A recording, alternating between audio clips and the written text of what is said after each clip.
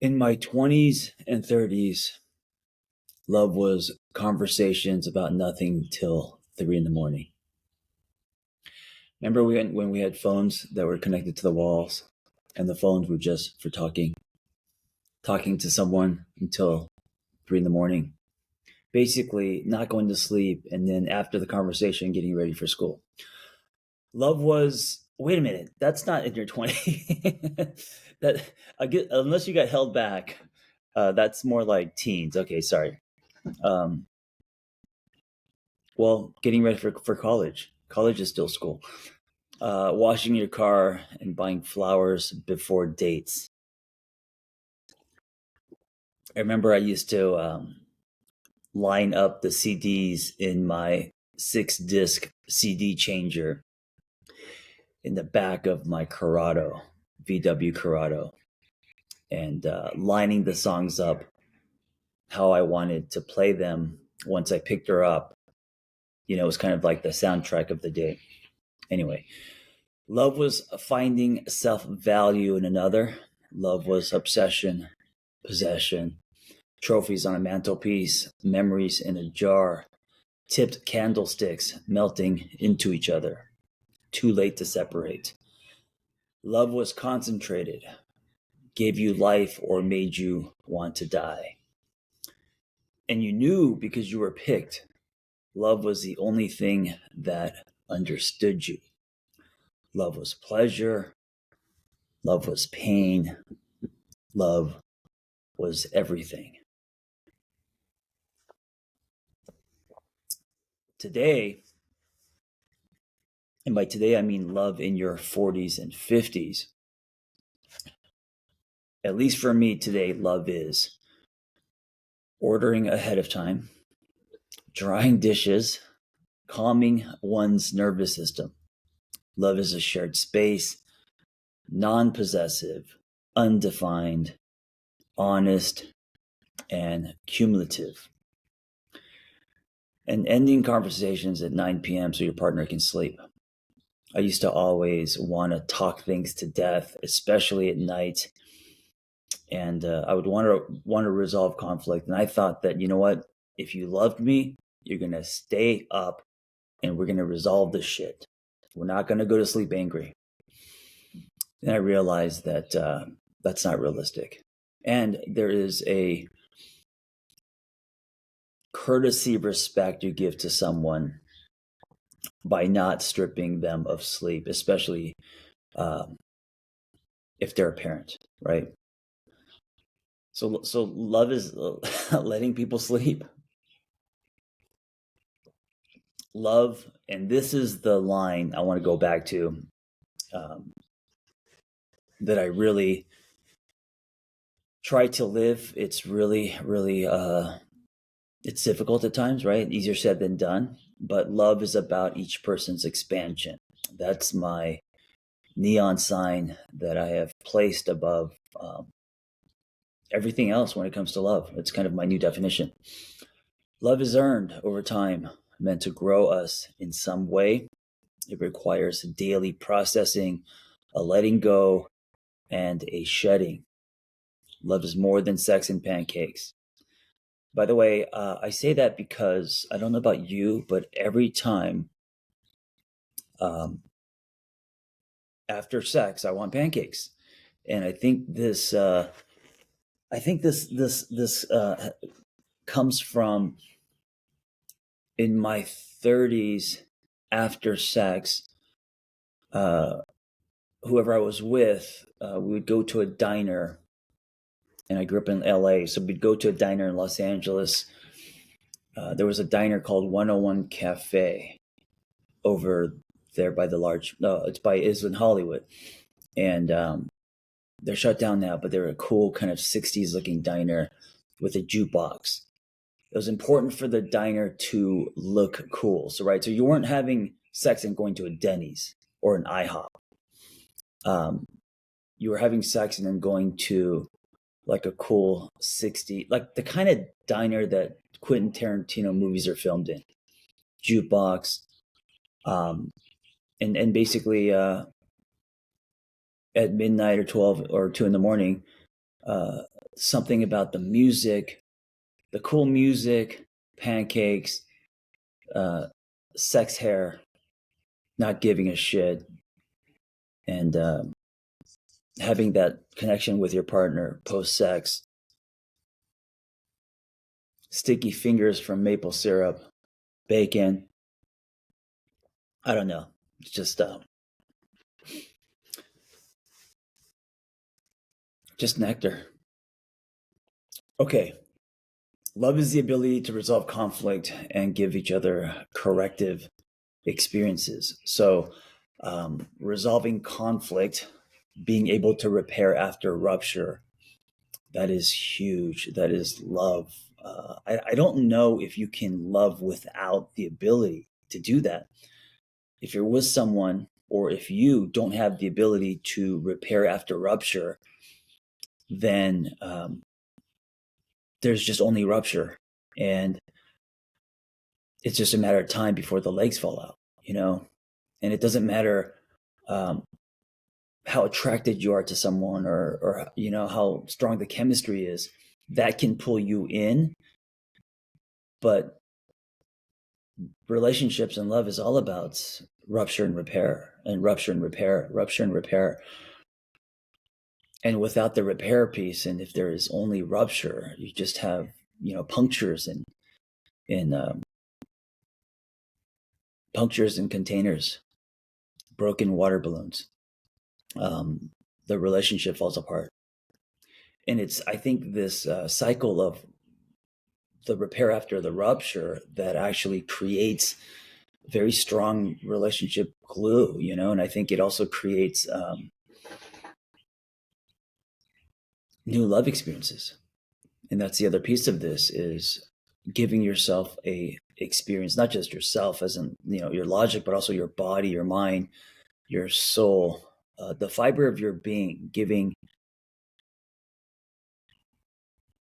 yourself a new love experience. Nothing more convincing in this life than an experience, correct? So when it comes to things like love, that can be abstract and and and feeling based, um, it's through new experiences over and over that you have new revelations, insight, and learning. You know, it's not like, love is not a logical process. You know, we could learn tools and techniques, but at the end of the day, it's through experience. It's like, you know, when we were younger and we first learned how to ride a bike, and we know that you sit on the bike and you start pedaling the left and right foot, and you know, we know logically how to do it. We see other kids doing it, our parents, but it isn't until you actually get on the fucking bike and pedal, and also go down and get back up. And it isn't until you get the feeling of how to ride a bike, right? Then you build confidence, and then you're, you know, taking jumps and pulling wheelies. Speaking of wheelies, just real quick insert, a brag. When I was 10, I had this little shitty bike. I think it was like a Huffy. All the cool kids had the, you know, the Diamondbacks and the fancy BMX bikes. And I had this little shitty bike, but I was the only kid, or the first kid. Um, I think the youngest too. I think the other kids were like 16. To pop a wheelie and hold that wheelie all the way around the entire block. And I remember that because I remember being so proud that I could do that. And I also wonder if that laid kind of an unhealthy track of me putting more weight on ability or doing something, and attaching value to that instead of being, you know. Anyway, the corrective experience. That's what love is. Love is not for us to grab. It is held with two hands, and it is always, even when it doesn't feel good. So when I say always, I'm purposely just saying always because I don't want to label it, but it is, meaning it's there. Whether it feels good or not, love exists, right? It is everywhere. Love is peace. Love is everything. Going back to this new definition, I tend to simplify things, and sometimes when you simplify things, it's more difficult because when you simplify something, you get down to the core, right? You push away anything that is distracting, and so at the core, if I was to pick a sentence these days with my definition of love, and of course our definitions change all the time. Uh, it's a space that promotes each individual's expansion. So I wanted to expand on this a little bit.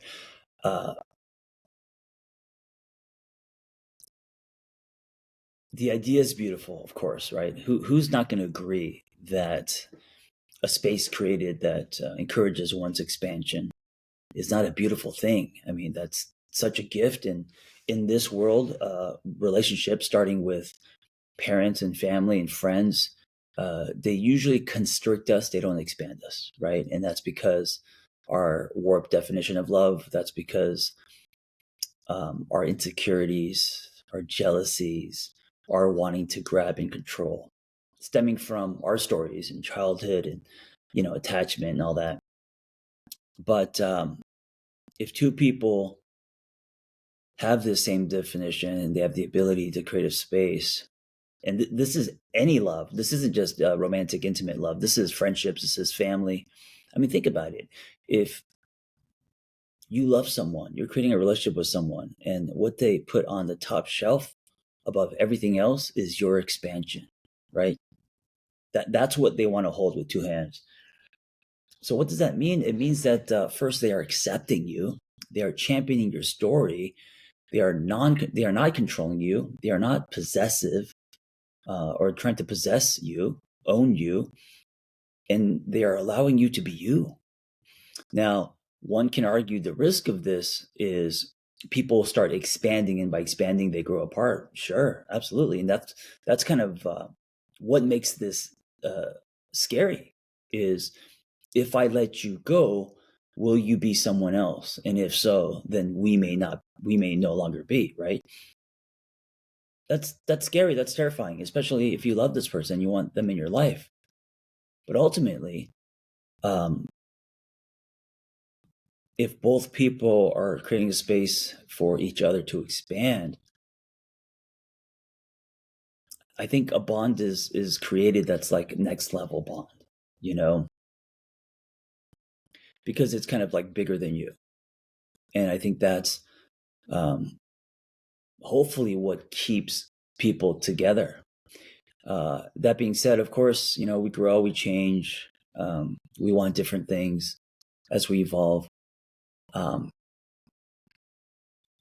but I don't know if there's any other way.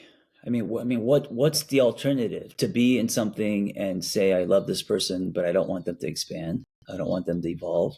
I want them to be like this forever. I mean, we do have a lot of relationships like that.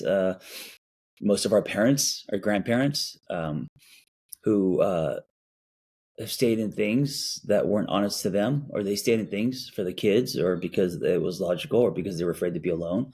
And those relationships did definitely not hold a space for expansion, but they were just time capsules, right? They were just love was a Polaroid, a picture taken, and you're supposed to fit into that square frame and be that person forever.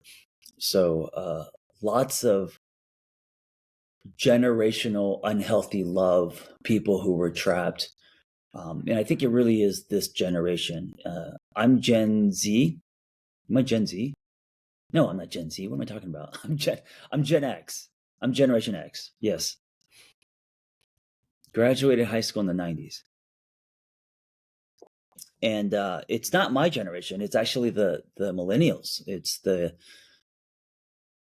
mid 30s. It's this generation, the millennials, who are finally drawing the line in the sand. And I think they're across the board to everything, whether we're talking about love or parenting or work. they're saying it stops with us,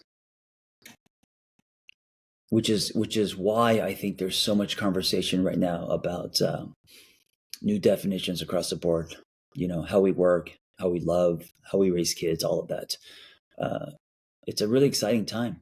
But yeah, it's not my generation. I feel like I have one foot in, with our parents, because I kind of I'm the bridge between I think the boomers and millennials. So I kind of have one foot in there, and oh, the sun's coming out, and just I have to put my glasses on. Hold on.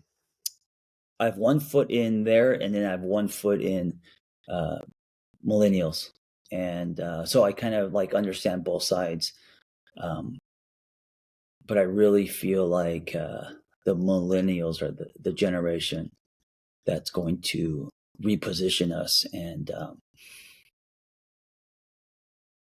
they're tearing down posters. They're tearing down old blueprints that my generation and above have been tracing.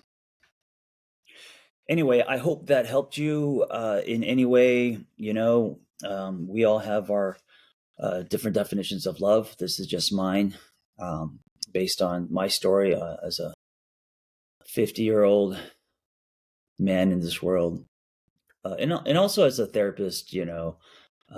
Talking to, treating / having conversations with many other people and couples about love.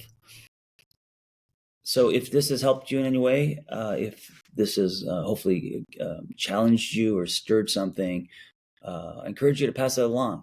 I think the way that we learn and reflect is through hearing different perspectives, or maybe they're reminders, and it kind of gets us back on the track. Anyway, thank you for listening. Be well.